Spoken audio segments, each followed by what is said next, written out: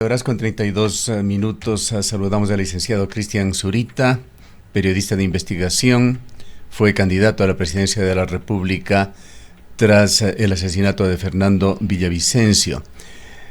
Le saludamos, Cristian, y al tiempo de reiterar nuestra bienvenida, quisiéramos conocer sus comentarios tanto sobre este aspecto de la investigación de Fernando Villavicencio como el acontecer político en Ecuador que se está viviendo en los días previos ya al cambio de gobierno. Iniciemos con lo primero, ¿qué es lo que se conoce más allá de lo publicado en este programa muy visto en los Estados Unidos y en México de Univisión? Gustavo, es un gusto saludarlo. Muy buenos días, un placer estar con la audiencia y pues el espacio informativo que tienen ustedes. Gracias por la entrevista. Gracias a usted. Yo diría en primera instancia que todo lo que pueda aportar, sí, a entender lo que significa el apalancamiento del crimen, sí, es bienvenido. Y pues habría que denotar que existen también importantes particularidades dentro del caso, porque yo también estoy seguro de que si existen líneas internacionales involucradas en el caso, que no, pues no hay como ponerlo en tela de duda, pasa muy buena parte de la operación en lo que significa la acción de los carteles nacionales. El Ecuador se ha convertido en un país que posee espacios de bandas delictivas convertidas en carteles internacionales, ¿sí?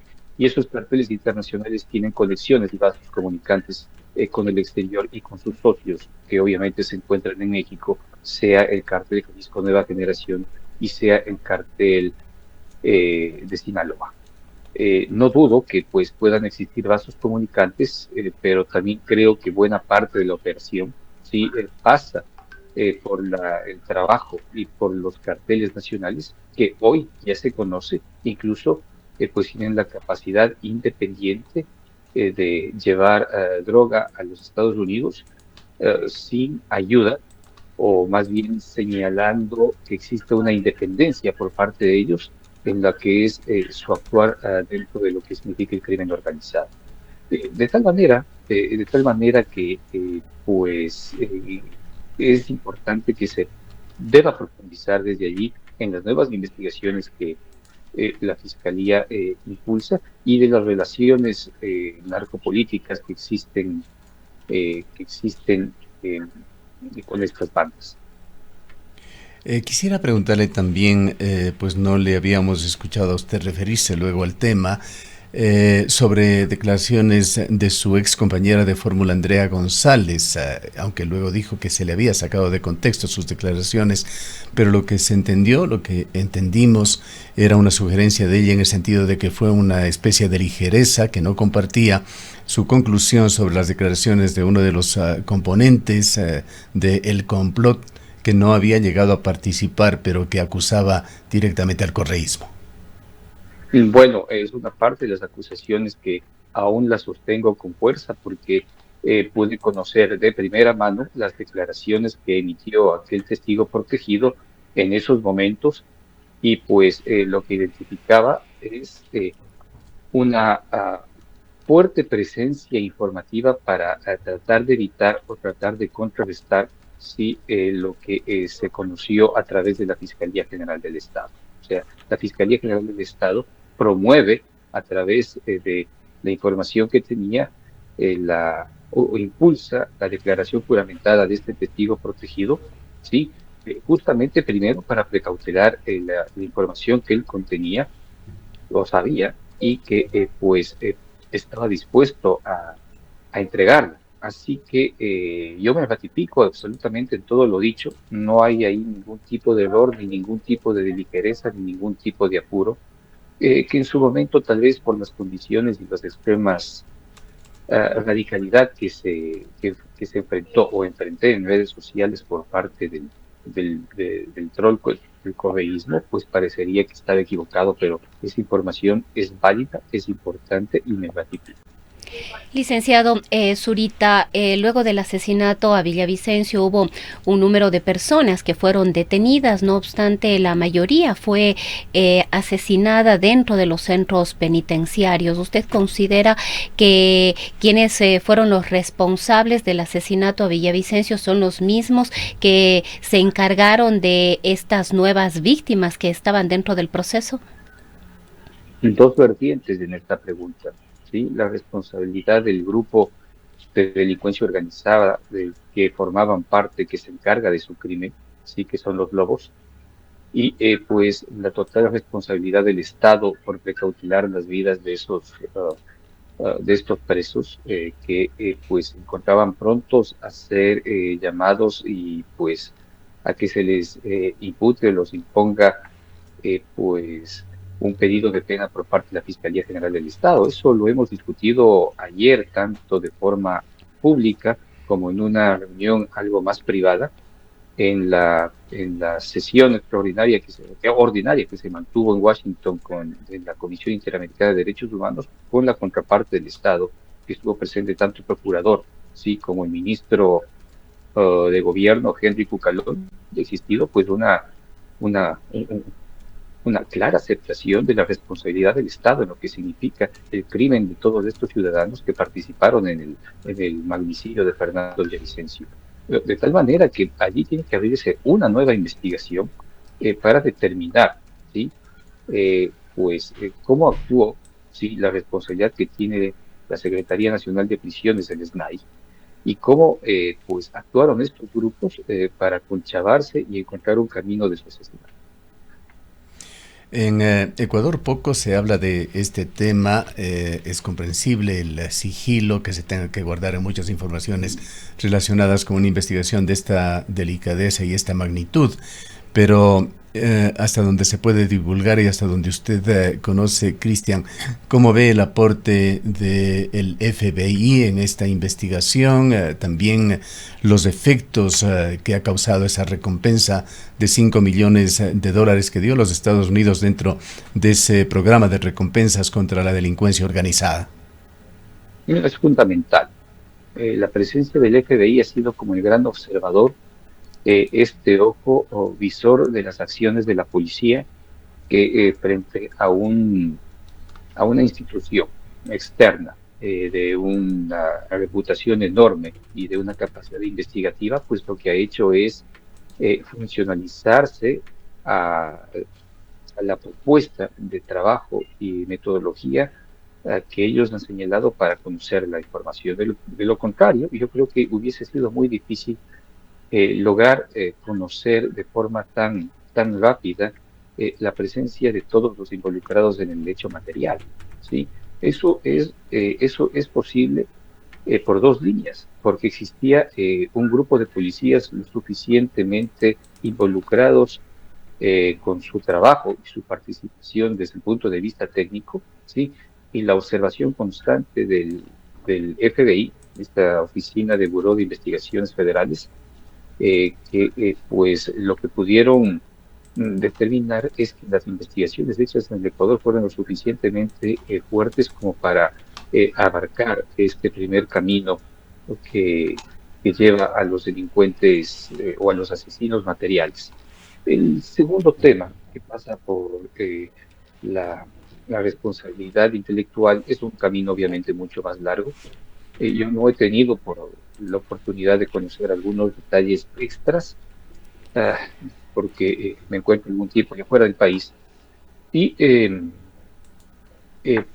conozco que existen una serie de líneas desde el punto de vista regional que tratan de obtener información tangencial y directa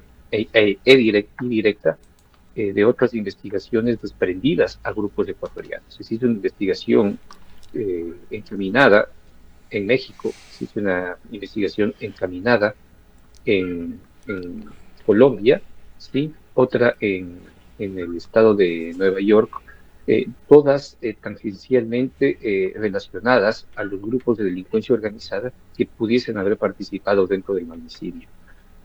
Cada una de estas líneas que directamente no es que investigan el caso del asesinato de Fernando Villavicencio, pueden abrir información y caminos para determinar pues la responsabilidad intelectual de grupos que bien pues pueden haber apalancado, como en el caso de la información que se obtiene a través de Univisión y del periodista Gerardo Reyes, que tanto conoció a Fernando y que trabajó junto a Fernando, sí, trabajó junto a nosotros en algún momento, con una presencia muy directa, sobre todo en las publicaciones que nosotros realizamos sobre el caso de Alexa, sí, y Álvaro Pulido en el tema Sucre, y conoce y debe estar interesado en hacer las publicaciones. Hay que medir y determinar exactamente la real participación de estos grupos y su presencia y responsabilidad dentro del crimen. Orientándonos hacia los temas políticos de aquí de Ecuador, que sin duda están entrecruzados con esta investigación. Se ha dicho por parte de los asambleístas de Construye Gente Buena que es un objetivo fundamental del bloque, el asegurar que se investigue y que encontrar apoyo por parte de la Asamblea Nacional para evitar que el caso quede en impunidad. Se ha dicho por parte de los portavoces de Construye Gente Buena que en forma inmediata a su posesión solicitarán la creación de una comisión ocasional para que se investigue el asesinato. ¿Cómo ve usted la posibilidad del cumplimiento de este objetivo con estos primeros signos que van dándose ya de la conformación de mayorías y bloques en la Asamblea? Todavía no hay un camino claro para entender cómo va a proceder la mayoría, pero aspiro, sí, de acuerdo a las declaraciones y las posiciones que ha tomado el presidente electo en las últimas horas, de aislar al bloque correísta y ver qué miembros de este grupo que se encuentra roto en tres, a mi conocer, pues pueda ser parte de un proyecto mayor que permita la gobernabilidad y que pues genere los caminos mínimos de acuerdos para que esta asamblea pueda funcionar. Y dentro de esto, obviamente, es fundamental la presencia de una comisión multipartidista que investigue el crimen de Fernando Villavicencio. Sí, habíamos escuchado ya unas primeras líneas directamente ligadas al correísmo señalando que crear o establecer una comisión multipartidista que investigue desde lo político el crimen, pues es una posición radical que no se compadece con las necesidades del país, pues están totalmente equivocados. Eso pasa directamente por la agenda de Construye. ¿Sí? Todos los asambleístas electos saben que fueron elegidos por la fuerza y condición y homenaje, en el voto homenaje que recibió Fernando Villavicencio a través de mi candidatura, y eso no ese no es un tema renunciable con facilidad, eso no va a suceder. Y tiene que establecerse, a molestia total del correísmo, porque buena parte de los vasos comunicantes y responsabilidades he señalado yo personalmente que pasan por allí, ¿sí? Y me sostengo y me ratifico en ello, y pues a partir de la presencia de todos los grupos políticos pueden abrir nuevos caminos para el entendimiento de este magnicidio. Licenciado Zurita, en esta agenda legislativa, al menos dentro de la agenda de la primera minoría dentro de la Asamblea Nacional, que es la Revolución Ciudadana, está un juicio político a la fiscal general. No sabemos cómo va a quedar este acuerdo entre el Partido Social Cristiano y ADN, luego de haber escuchado a Daniel Noboa respecto de este tema. Sin embargo, le hemos podido leer todos estos días al expresidente Rafael Correa advirtiendo que efectivamente una de sus intenciones y parte de la agenda de la Revolución Ciudadana es deshacerse de la fiscal. Bueno, ese siempre ha sido su objetivo, y lo que ha quedado en evidencia es que su antiguo socio, el Partido Social Cristiano, pues era parte de un acuerdo legislativo con el correísmo. Y Rafael Correa se ha encargado de hacerle acuerdo directamente a Henry Kronfeld, ¿sí? Si Henry Kronfeld pensaba que efectivamente puede ser ahora presidente, creo que es muy difícil librarse del sino del pasado en los acuerdos perversos que constituyeron junto al correísmo para evitar cualquier tipo de gobernabilidad dentro de la asamblea, independientemente de los errores y problemas que el propio gobierno del presidente Guillermo Lasso haya ocasionado.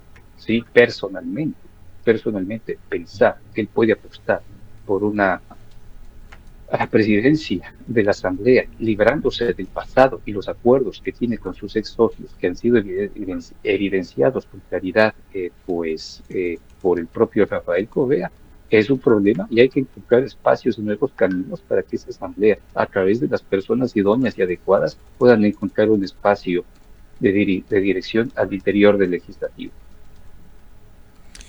Se ha hablado mucho por parte de los asambleístas de Construye de líneas rojas que no se puede cruzar, así lo han dicho. Y se ha advertido sobre compromisos que podrían estarse dando en las negociaciones previas a la instalación del Parlamento o con el objetivo de lograr condiciones de gobernanza, pero advierten que esto en el mediano plazo podría convertirse en estrategias para facilitar la impunidad. ¿Cuáles serían esas líneas rojas que marcarán, delinearán la actuación del importante bloque de Construye? Bueno, todo aquello que directamente pase por propuestas como las que ha señalado Rafael Correa, ¿sí? Que es un juicio a la fiscal general. Eso no pasa bajo ninguna circunstancia por lo que piensa actualmente el movimiento Construye y buena parte de lo que significa las otras bancadas que pueden llamarse alineadas a los espacios democráticos. Eso es una agenda que le corresponde netamente al correísmo. ¿Qué le interesa al correísmo? Pues el control sobre eh, las autoridades de control.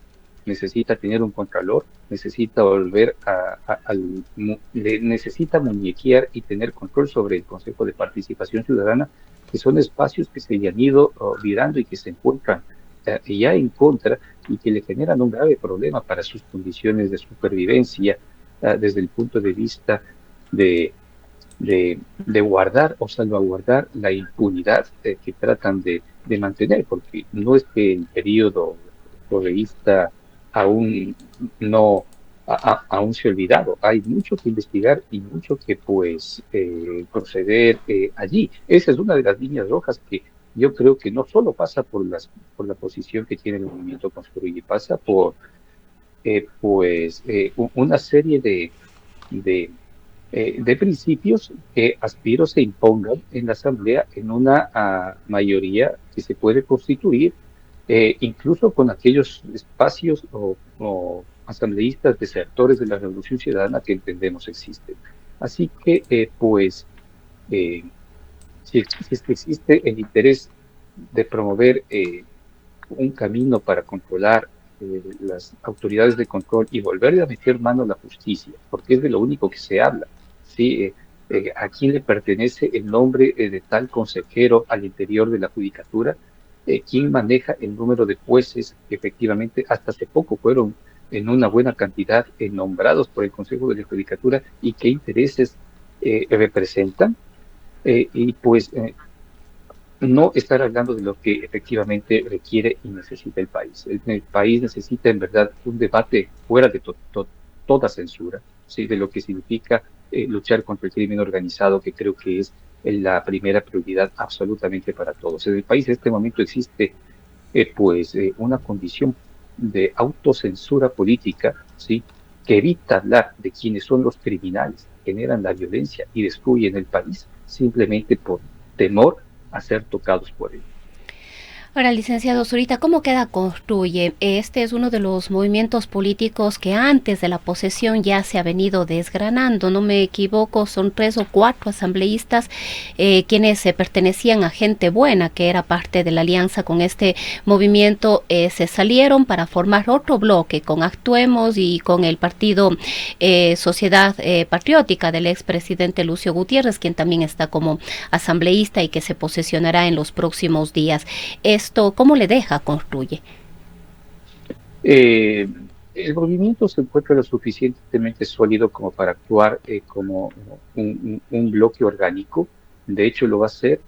Los únicos espacios que fueron o que fue retirado por parte del movimiento es la presencia de Adriana García, porque se identificaron vasos comunicantes con los choneros. Esa es la razón por la cual ella fue separada. Ella no se ha ido, nosotros la separamos, por entender que existen vasos comunicantes con los choneros. Y en esas condiciones quien le siguió fue un asambleísta elegido por la provincia de Esmeraldas, que es John Polanco, y encontraron un espacio en el, en el partido Sociedad Patriótica de Lucio Gutiérrez, que entiendo han habido algunas desavenencias por propia información que me ha venido de militantes de Sociedad Patriótica. Ese es un camino que ellos deben seguir y para nosotros estamos gustosos, ¿sí?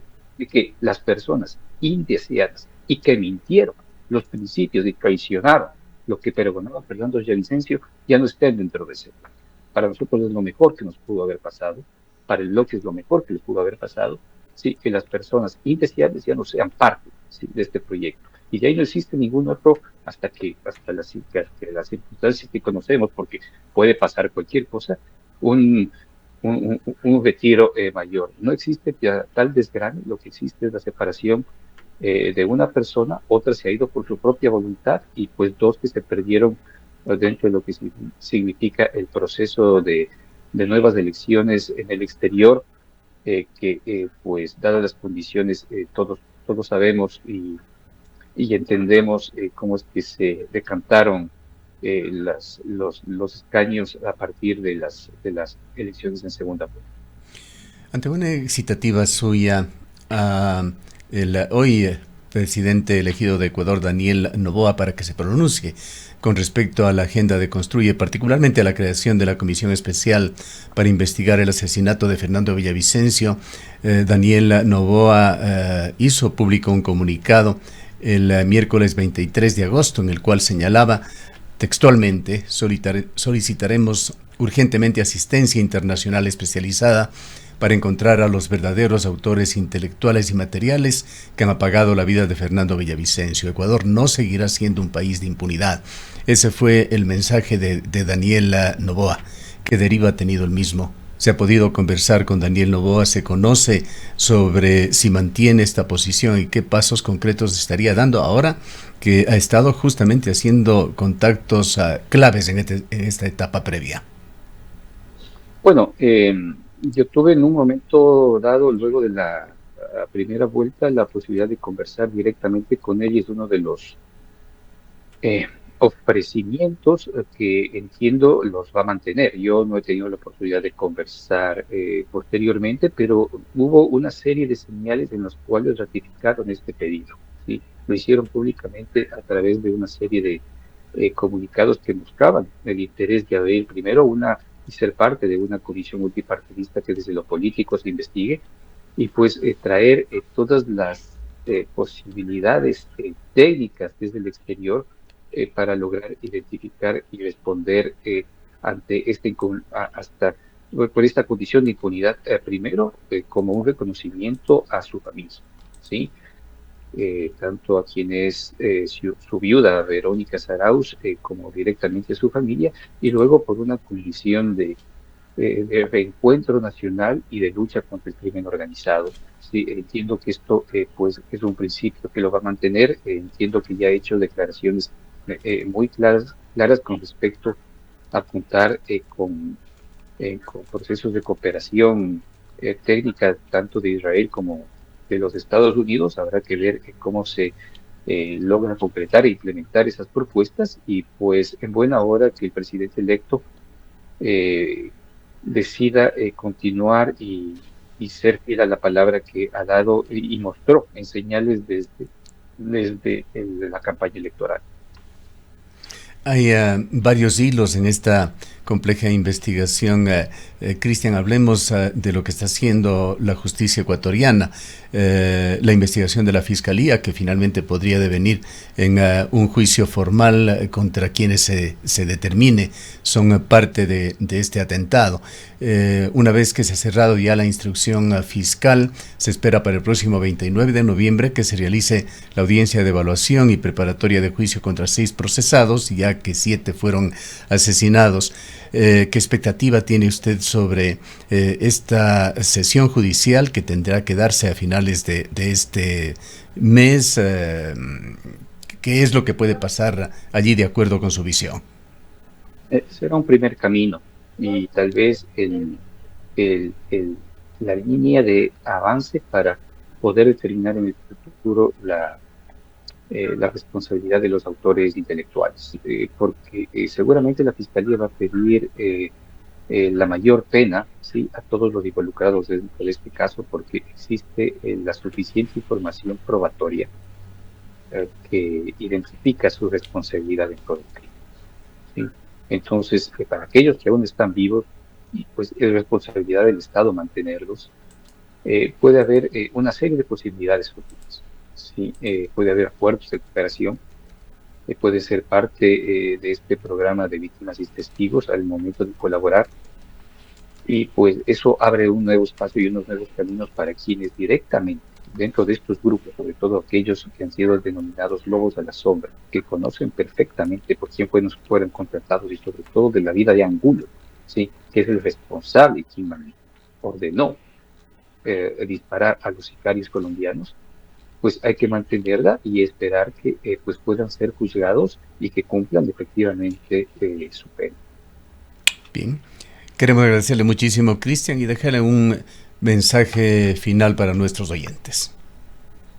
Bueno, yo sé que las condiciones del país son por demás extremas y no son sencillas, pero independientemente de aquellos grupos que se han convertido en enemigos del país y que miran la política como el espacio para su impunidad, creo que es un gran momento como para pensar que pueden ser superados y construir un nuevo espacio y un nuevo camino que el país tanto necesita, ¿sí? Es verdad que se necesitan propuestas y existen por parte del nuevo gobierno que tiene que instalarse ya en 23 días, no más allá de eso, y pues creo que políticamente todos los restos de grupos que van a estar en la Asamblea tienen el deber de apuntalar un proyecto que puede ser posible, pero sobre todo, desde nuestro punto de vista, es luchar contra la impunidad para evitar que todo lo sucedido, todo lo que actualmente vivimos a través de la presencia de los brutales grupos delincuenciales y carteles ecuatorianos, pues termine. Bien, le agradecemos muchísimo, le deseamos lo mejor en esta compleja encrucijada por la que usted también está pasando y viviendo. Cristian, nuestro agradecimiento por este contacto con la audiencia. Muchas gracias a ustedes, es un gusto siempre conversar. Declaraciones del licenciado Cristian Zurita, periodista de investigación, ex candidato a la presidencia de la República. Son las 7:50.